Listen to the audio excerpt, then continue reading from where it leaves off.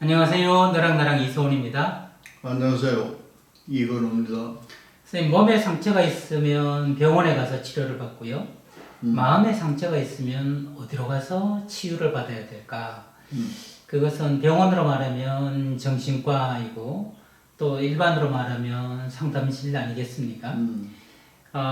그런데 몸의 상처도 굉장히 중요하지만 마음의 상처도 중요하기 때문에 병원에도 정신과가 있는 거 아니겠습니까? 상담실도 있고. 좀 기본적으로 상처를 다루는 것이 왜 중요할까 하는 가장 기본적인 질문. 사실 이런 질문이 제일 쉽지 않은 것 같아요. 뭐 상처를 어떻게 할 건가 하는 것보다 상처를 왜 마음의 상처, 특히 마음의 상처를 주 대상으로 해서 다뤄줘야 되는가, 마음의 상처를 가만히 뒀을 때 도대체 어떤 일이 생기길래 하는 질문은 뭐 상담을 처음 시작하는 초보자나 상담을 평생 했던 전문가나 던져볼 수 있는 근본적인 질문 같아서 우리 삶에서 사람의 마음의 상처를 다루는 것이 중요한 이유는 무엇인가 하는 주제를 오늘 선생님과 나누고 싶은데요. 네. 마음의 상처를 그냥 두면은 네. 마음의 암이 되는 거예요. 아유, 그 한마디로 오늘 끝났네요, 선생님. 끝났어요. 그냥. 암이라는 게 거대 세포 덩어리잖아요. 네. 좀 이상적으로 발달된. 네네네. 그 마음이라는 것도 그걸 쌓여두면 눈 쌓이듯이 쌓이는 거고, 그게 커져 뿌리면 그게 마음의 암이 되는 거예요.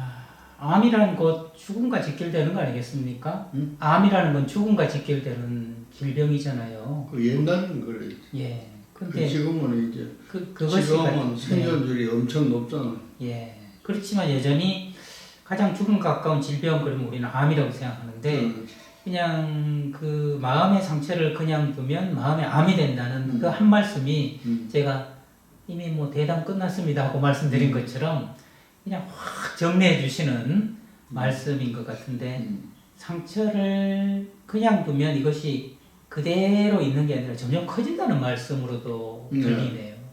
왜 점점 커지는 걸까요? 그 눈이 오면 쌓이는 거나 마찬가지. 여기에 또 해석을 하고 이것 때문에 또 씨름하고 고민하고 잠 못 자고 뭐 이런 것들이 계속 쌓이면서 그럼 선생님 그 마음의 상처가 암이 된 사람들 그 사례는 참 많을 것 같은데 많죠. 예, 뭐 떠오르는 사례 하나만 말씀해 주시면 좀 바로 직관적으로 이해했던 것을 경험적으로도 제가 이랬어요 말씀하시는구나. 그건 예를 들어 네. 이제 우리가 인격이 발달하는 데는 뭐 여러 가지 요소가 있겠지만 학습이 교육이에요. 학습과 교육 배우는 거예요. 네. 그런데 교육의 또 바탕에는 두 가지가 있어요. 네. 어느 한쪽으로 치우쳐서는 안 된다는 두 가지가 있는데 네. 하나는 잘해주면 칭찬하고 잘못하면 혼을 내야 돼. 네. 그걸 이제 다른 말로 하면 상벌이에요. 상벌. 상과 벌이네. 네. 상과 벌. 상은 왜 좋으냐? 인격 발달에 좋으냐? 자기를 잘한다고 상을 줬으니까 자신감이 생기는 거예요. 네. 요대로만 하면 또 칭찬을 받겠구나 하는 것이 눈 쌓이듯이 쌓이니까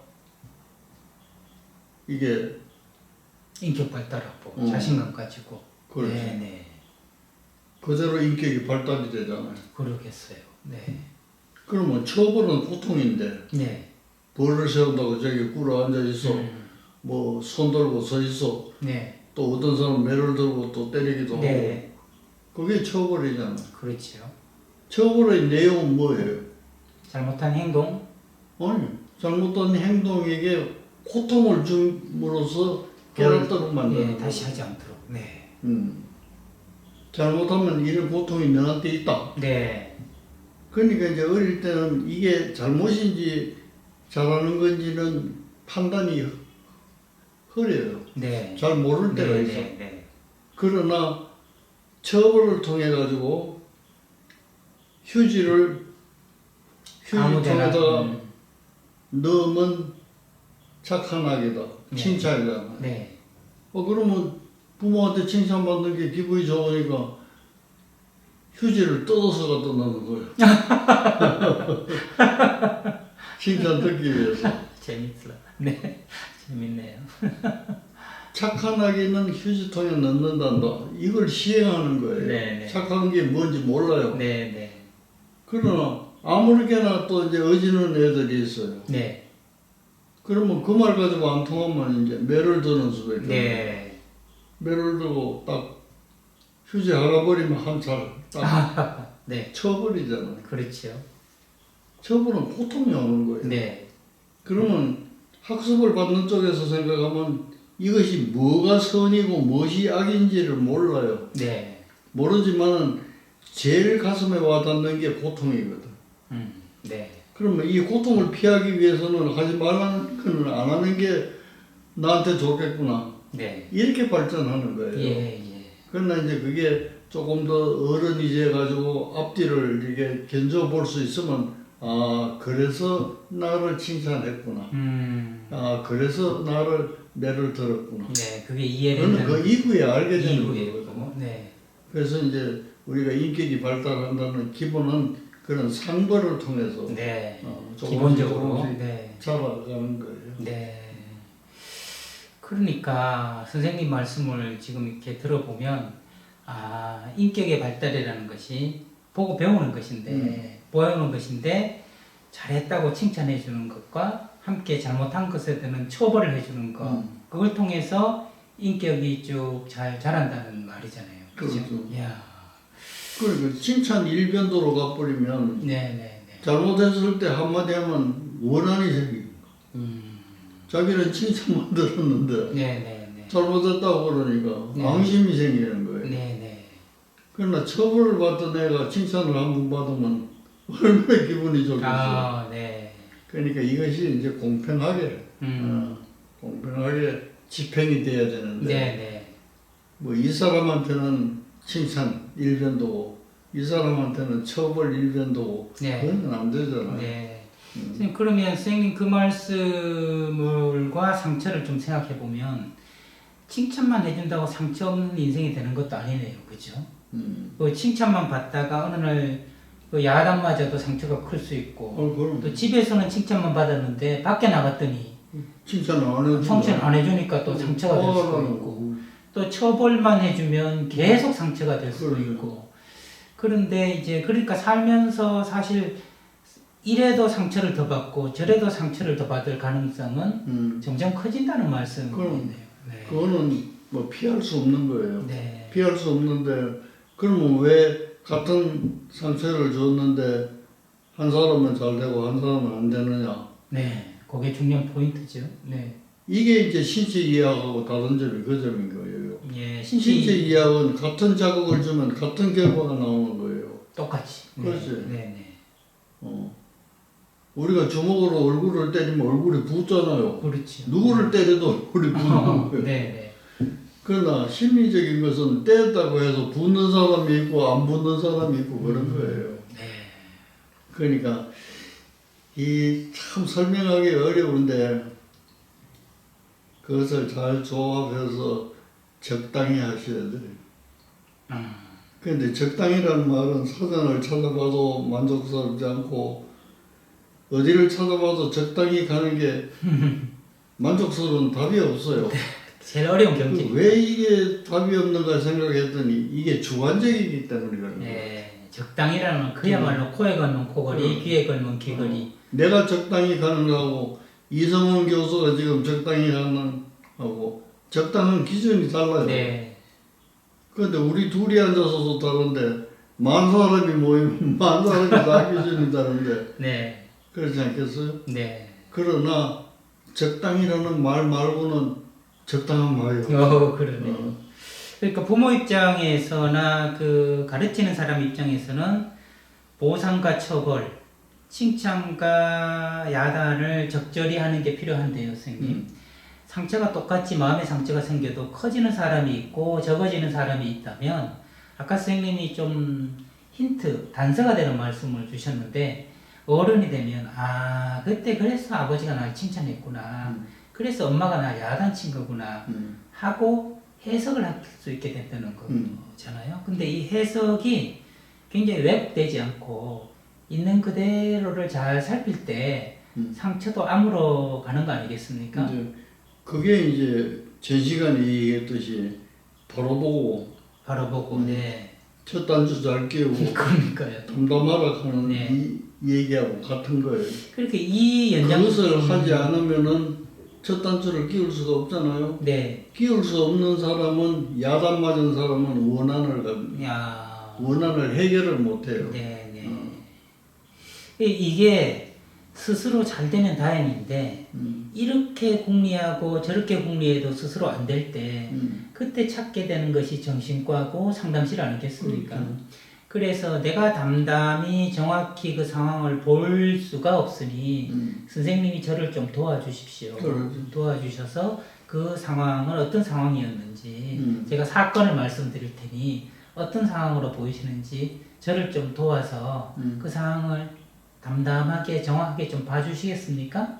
하는 것이 상담실 오는 이유라고 볼 수 있겠네요. 그래서 선생님께서 상담자는 담담하게 정확하게 봐야 된다는 말씀을 하신 거군요.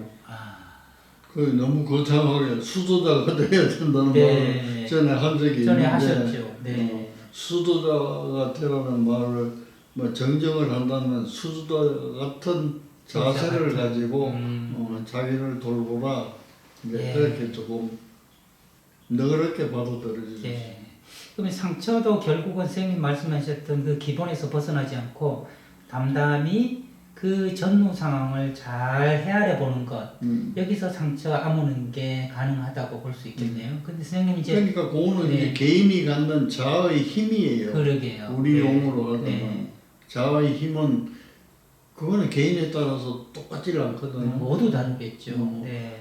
다른데 그게 약한 사람은 결국 앙심으로 남아서 암이 생기는 거고 그게 좀 강한 사람은 그런 이해를 통해서 정리가 되면은 암은 안 걸리는 거고 그런 거죠. 그리고 보면 이 상담자가 가지고 있는 역할은 정말 암을 고치는 의사 못지않게 굉장히 막중하고 중요한 것이라고 볼 수 있는 사람 생명을 왔다 갔다 해서 앙심을 품고 묻지마 살인처럼 사회에 정말 극단적인 해가 되는 행동을 할 수도 있지 않습니까? 그러니까 이제 상담자가 뭐 의사든지 남을 이렇게 의학적으로 도우는 사람은 다 중요하겠지만은 내가 좀 더 상담자나 정신치료자에게 강조하는 뜻은 예를 들어 신체적인 의학은 맹장염이 걸렸다 하면 맹장염만 떼면 그 사람은 정상적인 생활을 하는 거예요. 그러나 정신과나 상담자를 찾아오는 분은 치료를 잘못해 놓으면 자기도 해롭지만 남에게 불편한 걸 끼치는 거예요. 그게 신체 의학하고 하나 다른 점이다. 그러네요. 신체 의학은 자기 몸에 대한 걸로 자기 몸만 망가지는데 정신의학은 다른 사람에게 진짜 여러 많은 여파를 미쳐서 악영향을 줄 수 있기 때문에 이제 그것까지 우리가 염두에 두고 내담자를 대하는 게 좋겠다.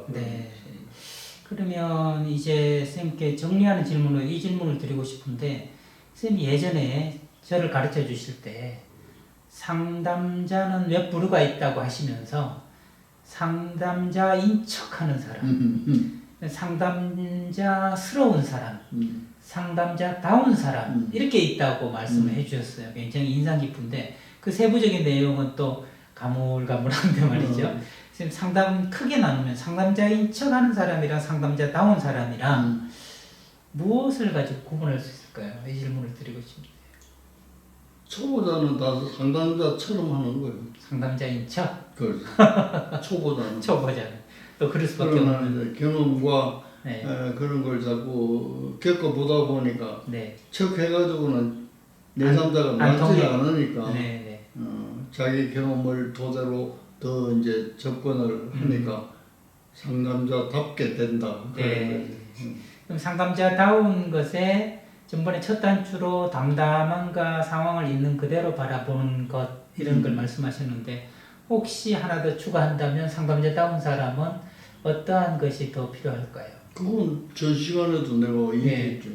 일산화중독, 탄소 중독되면 죽어요, 살아요. 죽죠. 그러니까 상담자는 일생 동안 C에 네. 대해서 네. 끈을 놓지 말고 수도자처럼 네. 수도는 아니지만 수도자처럼 자기를 갈고 닦으라 네. 한 이유가 거기에 있는 거예요. 선생님 말씀 듣다 보니까요. 불가에 전해져 오는 얘기 중에 모든 법은 하나로 돌아가는데 그 하나는 어디로 돌아가는가 뭐 그렇지. 이런 화두가 있는데 CO로 돌아가네요.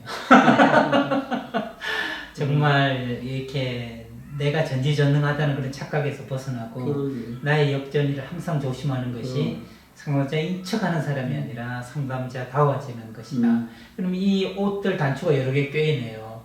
담담할 것, 있는 그대로 바라볼 것, 자신을 과신하지 말 것, 그리고 역전을 조심할 것, 이런 4개 단추로 옷 하나 잘 입게 되는 것 같습니다. 아유, 정말 자꾸 할수록 그 퐁퐁퐁 엑기스가 보물이 솟아나온다는 느낌이 있어서 얼마나 좋은지 모르겠습니다. 정말 자꾸 이런 고백을 하게 되네요, 선생님. 처음 대담할 때만 해도 그냥 쌤하고 이런저런 이야기를 하겠거니 그때 생각한 정도가 이 정도 깊이였다면 지금은 끝을 모르게 계속 나오고 있으니까 너무 행복한 마음입니다. 이래서 자다가도 떡이 생기는구나. 그 얘기를 다시 한번 새기면서 제가 이렇게 행복해하니 아마 보시는 분들도 즐겁지 않으실까 하는 생각이 드는 여러분 어떠신지 모르겠습니다. 오늘도 선생님의 지혜 샘물에서 귀한 4개 단추 구한 대담이었던 것 같습니다. 지금까지 저는 너랑나랑의 이서훈이었습니다. 다음 시간에 뵙겠습니다.